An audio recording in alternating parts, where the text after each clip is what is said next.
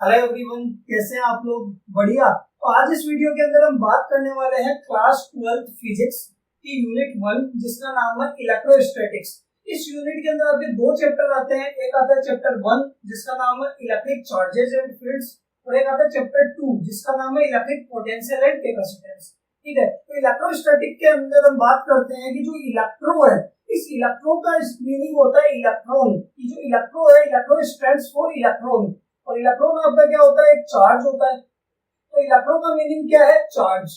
ठीक है, और जो स्टैटिक्स वर्ड है, इस स्टैटिक्स का मीनिंग होता है वो होता है रेस्ट। तो स्टैटिक्स स्टैंड्स फॉर रेस्ट। तो जो ये इलेक्ट्रोस्टैटिक पूरी यूनिट है या फिर आपका चैप्टर 1 और 2 है, इन पूरे चैप्टर के अंदर हम बात करने वाले हैं चार्ज की। और वो चार्ज कहाँ पे होना चाहिए? रेस्ट पे होना चाहिए। Study of charge at rest. ठीक है, तो इस चैप्टर 1 के अंदर इलेक्ट्रिक चार्जेस एंड फील्ड्स के अंदर भी हम किसकी बात करेंगे? चार्ज की बात करेंगे। और चार्ज क्या होना चाहिए? फिक्स पोजीशन पे होना चाहिए, रेस्ट पे होना चाहिए। ठीक है, तो सबसे पहले इसके अंदर हम बात करते हैं कि इलेक्ट्रिक चार्ज होता क्या है। ठीक है, तो इलेक्ट्रिक चार्ज की अगर मैं बात करूं तो इलेक्ट्रिक चार्ज क्या होता है कि अमाउंट ऑफ एनर्जी होती है, एक एनर्जी का फॉर्म होता है जो एक बॉडी से दूसरी बॉडी के अंदर क्या होते हैं? ट्रांसफर होते हैं। या फिर आप बोल सकते हो इलेक्ट्रॉन्स होते हैं जो एक बॉडी से दूसरी बॉडी के अंदर क्या होते हैं?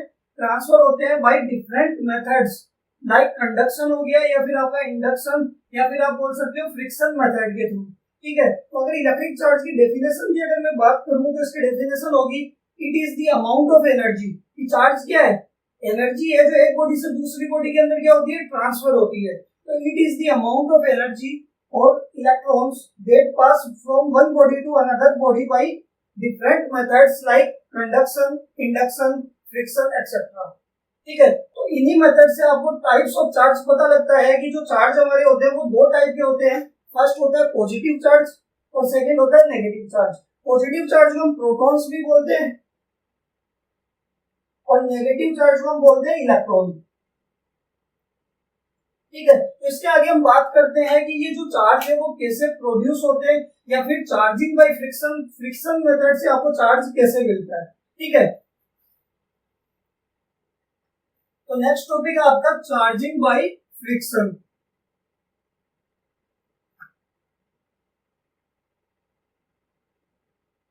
देखो, चार्जिंग बाय फ्रिक्शन के अंदर होता क्या है कि इसके अंदर हम अज्यूम करते हैं कि हमारे पास दो बॉडीज है और दोनों बॉडीज क्या है? इंसुलेटिंग है। कि हमारे पास दो बॉडीज है ए एंड बी और दोनों कैसी बॉडीज है? इंसुलेटिंग बॉडीज है। इंसुलेटिंग बॉडीज बोल सकते हो या फिर आप बोल सकते हो दोनों बॉडीज कैसी है? न्यूट्रल है या फिर आप बोल सकते हो अनचार्ज है। तीनों का मतलब ये है कि जो बॉडीज है वो कैसी है? वो नॉन कंडक्टिंग है। नॉन कंडक्टिंग का मतलब इन दोनों बॉडीज, अगर दोनों बॉडीज इंसुलेटिंग है, न्यूट्रल है या अनचार्ज है, मतलब दोनों बॉडीज का टोटल चार्ज जो है वो क्या है?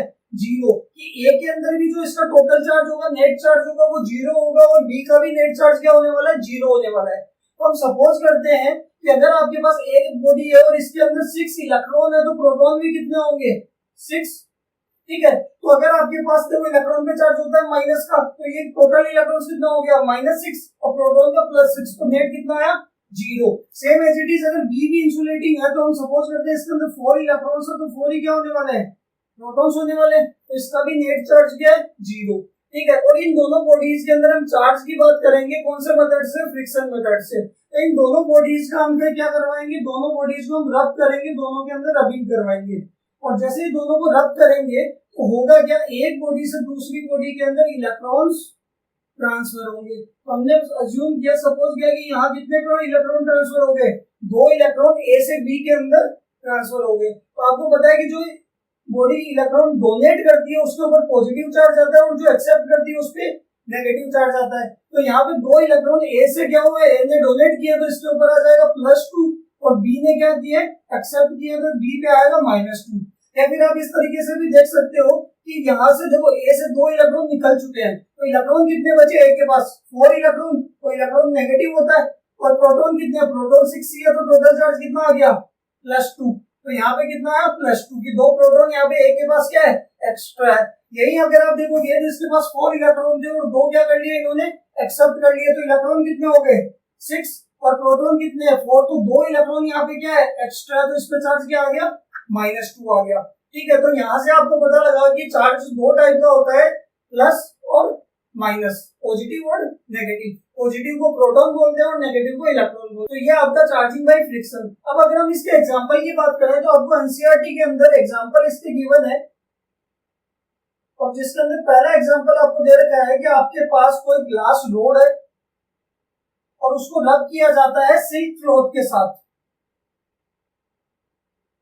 कि आपने ग्लास रोड ली और एक सिल्क का क्लॉथ लिया, तो दोनों का आप क्या करोगे, रबिंग करोगे, तो एक बॉडी के ऊपर पॉजिटिव आता है और दूसरी के ऊपर क्या आता है, नेगेटिव। तो इसके अंदर होता क्या है कि दोनों को रबिंग करने के बाद ग्लास रोड के ऊपर तो आपका पॉजिटिव चार्ज आता है और सिल्क क्लॉथ के ऊपर चार्ज आता है वो आता है नेगेटिव। इसका मतलब है कि ग्लास रोड तो क्या कर रही है, इलेक्ट्रॉन्स डोनेट कर रही है, और सिल्क क्लॉथ क्या कर रहा है, इलेक्ट्रॉन्स एक्सेप्ट कर रहा है, तो इस पे चार्ज आया नेगेटिव। और ये पता कैसे लगाओगे कि अगर आपने मान लो कि आपने ग्लास रोड ली और एक सिल्क क्लॉथ लिया और दोनों के बीच में रबिंग करवा दी और दोनों को अलग किया, तो आपको पता कैसे लगेगा कि ग्लास रोड पे पॉजिटिव आया या नेगेटिव आया और सिल्क क्लॉथ पे पॉजिटिव या नेगेटिव।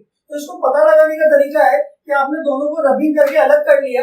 अब आप क्या करो कि आपको एक चीज पता होनी चाहिए, और वो चीज ये है कि जो लाइक चार्जेस होते हैं, चार्ज की प्रॉपर्टी होती है कि जो लाइक चार्ज आपके होते हैं, लाइक चार्ज का मींस पॉजिटिव पॉजिटिव, लाइक का मतलब होता है सेम, कि जो सेम चार्ज होते हैं पॉजिटिव पॉजिटिव या नेगेटिव नेगेटिव, ये एक दूसरे को क्या करते हैं, रिपेल करते हैं। इनके बीच में फोर्स कौन सा लगता है, रिपल्सिव फोर्स लगता है। यही अगर मैं बात करूं जो आपके पॉजिटिव नेगेटिव अनलाइक चार्ज होते हैं, अनलाइक चार्ज का मतलब है कि अपोजिट चार्ज जो होते हैं, अनलाइक का मतलब क्या है, अपोजिट जो चार्ज होते हैं ये एक दूसरे को क्या करते हैं, पॉजिटिव नेगेटिव या नेगेटिव पॉजिटिव एक दूसरे को अट्रैक्ट करते हैं। इनके बीच में फोर्स कौन सा लगता है, अट्रैक्शन फोर्स लगता है। ठीक है, तो अगर आपके पास आपने ग्लास रोड ली और एक सिल्क क्लॉथ लिया और दोनों के बीच में करवा दिया आपने रबिंग, आपको पता लगा एक बॉडी पे पॉजिटिव आया और एक पे नेगेटिव आया, और कौन सी पे पॉजिटिव आया कौन सी पे नेगेटिव आया ये पता लगाना है। तो आप क्या करो, एक पॉजिटिवली चार्ज रोड ले लो, एक आपने पॉजिटिवली चार्ज रोड ले ली और इसके बारे में आपको पहले से पता है कि इसके अंदर चार्ज कैसा है, पॉजिटिव है, और दोनों को रबिंग के बाद अगर आप ग्लास रोड के पास पॉजिटिवली चार्ज रोड लेके जा रहे हो और वो इसको क्या कर रही है, रिपेल कर रही है, इसका मतलब इसके अंदर चार्ज कौन सा है, पॉजिटिव, और अट्रैक्ट कर रही है तो कौन सा चार्ज आया, नेगेटिव। तो हमने पॉजिटिवली चार्ज एक रोड ली, ग्लास रोड के पास लेके गए तो वो उसको रिपेल कर रही थी, इसका मतलब इसके अंदर चार्ज कैसा है, पॉजिटिव, क्योंकि आपको ग्लास रोड का चार्ज को पहले से पता है, इसका सॉरी इस रोड का चार्ज तो आपको पहले से पता है, और इस ग्लास रोड का चार्ज पता लग जाएगा अगर रिपेल करेगी तो यहाँ पे पॉजिटिव, और सिल्क क्लॉथ इसको क्या कर रहा था, अट्रैक्ट कर रहा था, तो सिल्क क्लॉथ में चार्ज कौन सा आया, नेगेटिव। क्लियर हुई ये चीज, ठीक है। अच्छा, इसका एक और एग्जांपल आपको एनसीईआरटी में गिवन है, और वो है आपके पास इबोनाइट रोड एंड फर। तो सेकंड एग्जांपल इसका है वो इबोनाइट रोड एंड फर। देखो इबोनाइट रोड क्या होता है, एक तरीके का इंसुलेटर होता है, इसको बोला जाता है हार्ड रबर। ये रबर होता है एक तरीके का, और वो बहुत हार्ड रबर होता है।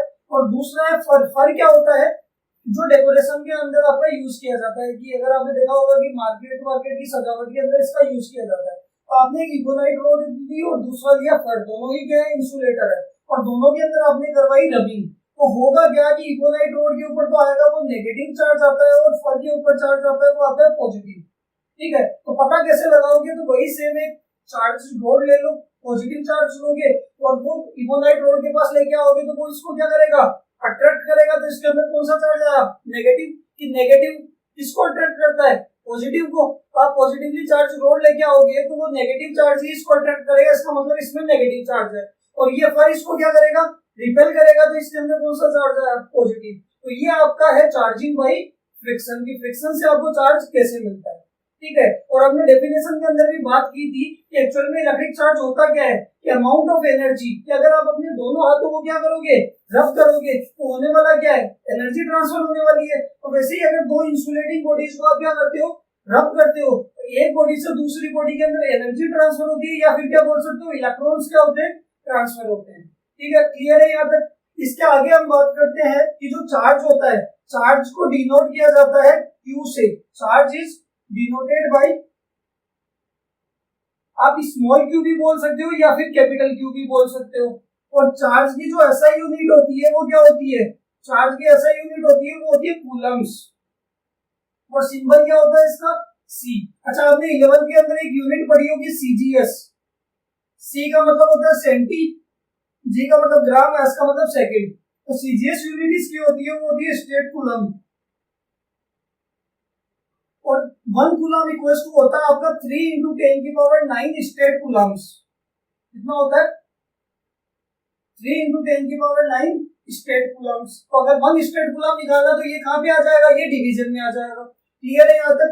तो इसके अंदर अगर मैं बात करूं तो चार्ज कैसी क्वांटिटी है? वो स्केलर क्वांटिटी है। It is an scalar quantity, मतलब चार्ज का क्या होता है? सिर्फ मैग्नीट्यूड होता है, कोई डायरेक्शन नहीं होती। चार्ज का क्या होता है? सिर्फ मैग्नीट्यूड होता है। अगर मैं बात करूं इसके अंदर डायमेंशन की, तो चार्ज की डायमेंशन क्या होने वाली है? तो चार्ज की आप डायमेंशन बोल सकते हो कि देखो डायमेंशन किसी भी क्वांटिटी की निकालनी है तो आपको फॉर्मूला पता होना चाहिए। और चार्ज का फॉर्मूला क्या होता है?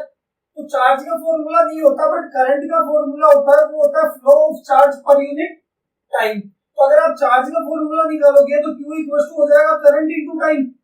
ठीक है, अब करंट भी अपने आप में क्या है? फंडामेंटल क्वांटिटी है, और टाइम भी फंडामेंटल है। तो इसकी डायमेंशन क्या हो जाएगी? तो वो देखो करंट का डायमेंशनल सिंबल होता है कैपिटल ए, और टाइम का होता है टी। तो चार्ज की डायमेंशन क्या हो जाएगी? AT। या फिर आप इसको लिख सकते हो Q equal to M0 L0 T1 A1। ये भी किसकी डायमेंशन है? चार्ज की। मेरा क्लियर है यहाँ तक? ठीक है, इसके बाद हम बात करते हैं कि इलेक्ट्रॉन और प्रोटॉन पे कितना चार्ज होता है, कि एक इलेक्ट्रॉन का चार्ज कितना होता है, प्रोटॉन का चार्ज कितना होता है। यहाँ तक समझ में आया नहीं आया? ठीक है, देखो नेक्स्ट हम बात करते हैं कि चार्ज ऑन 1 इलेक्ट्रॉन। एक इलेक्ट्रॉन के ऊपर चार्ज होता है वो होता है 1.6 इंटू 10⁻⁻19 कूलम। ठीक है, और अगर यही बात करूं एक प्रोटॉन के ऊपर चार्ज कितना होता है, तो वो होता है आपका 1.6 इंटू 10⁻⁻19 कूलम। दोनों पे देखो चार्ज की वैल्यू तो क्या रहती है? सेम रहती है, लेकिन इलेक्ट्रॉन नेगेटिव का होता है तो यहाँ पे नेगेटिव लग सकता है और यहाँ पे क्या लगेगा? पॉजिटिव। कि प्रोटॉन के ऊपर लगेगा प्लस का 1.6 इंटू 10⁻⁻19 कूलम होगा एक प्रोटॉन में, और एक इलेक्ट्रॉन में कितना होने वाला है? माइनस का 1.6 इंटू 10⁻⁻19 कूलम। अगर मैं बात करूं mass of electron, mass of electron इसको He से डिनोट कर सकते हैं, वो होता है 9.1 इंटू 10⁻31 kg। और यही अगर मैं बात करूं मास ऑफ प्रोटॉन, तो प्रोटॉन का जो मास होता है Mp, वो होता है आपका 1.67 इंटू 10⁻27 kg। तो यहाँ इन दोनों में आप ये चीज देख सकते हो कि प्रोटॉन का मास ज्यादा है या फिर इलेक्ट्रॉन का मास ज्यादा है। तो यहाँ से देखो 10⁻31, जितनी ज्यादा बड़ी वैल्यू आती है माइनस में, वैल्यूज उसकी एक्चुअल में क्या होती है? उतनी ही छोटी होती जाती है। तो यहाँ पे देखो प्रोटॉन के अंदर -27 है और इलेक्ट्रॉन में -31 है, तो प्रोटॉन की वैल्यू क्या होने वाली है? ग्रेटर होगी किससे? इलेक्ट्रॉन से। और यही रीजन है कि अगर आपके दिमाग में आए कि आपने दो इंसुलेटिंग बॉडीज ली, कि अगर आपने दो इंसुलेटिंग बॉडीज ली ए और बी, इसके अंदर आपके पास 6 इलेक्ट्रॉन थे और 6 प्रोटॉन थे, और दूसरी बॉडी के अंदर आपके पास 4 इलेक्ट्रॉन्स और 4 प्रोटॉन्स थे। ठीक है, तो आपको अगर आपने दोनों में रबिंग करवाई है तो एक बॉडी से दूसरी बॉडी के अंदर 2 इलेक्ट्रॉन ट्रांसफर हुए, तो इसमें +2 आया और इसमें -2 आया। तो अगर आपके दिमाग में आए कि दोनों में रबिंग करवाई तो इलेक्ट्रॉन ही क्यों ट्रांसफर हुए? प्रोटॉन भी तो थे, लेकिन इसका रीजन होगा इलेक्ट्रॉन ट्रांसफर होने का कि देखो इलेक्ट्रॉन क्या होता है किसी भी एटम के अंदर, सबसे बाहर आउटर मोस्ट सेल में क्या होते हैं? इलेक्ट्रॉन होते हैं। तो सबसे पहले एक्साइटेड होकर बाहर कौन निकलेंगे? इलेक्ट्रॉन निकलेंगे। और सेकंड इसका रीजन है कि जो इलेक्ट्रॉन होते हैं वो क्या होते हैं? उनका वेट क्या होता है? वो लाइटर होते हैं, तो वो इजीली बाहर निकल जाएंगे। उनका वेट क्या होता है? मास क्या होता है? कम होता है, तो इलेक्ट्रॉन जल्दी बाहर निकलेंगे प्रोटॉन के कंपैरिजन में। बताओ क्लियर है यहाँ तक? ठीक है, इसके बाद हम नेक्स्ट टॉपिक की बात करेंगे और वो होगा आपका चार्जिंग बाय इंडक्शन। कि हमने एक मेथड पढ़ा चार्जिंग बाय फ्रिक्शन, नेक्स्ट हम बात करेंगे चार्जिंग बाय इंडक्शन की इंडक्शन से कैसे चार्ज आपको मिलने वाला है।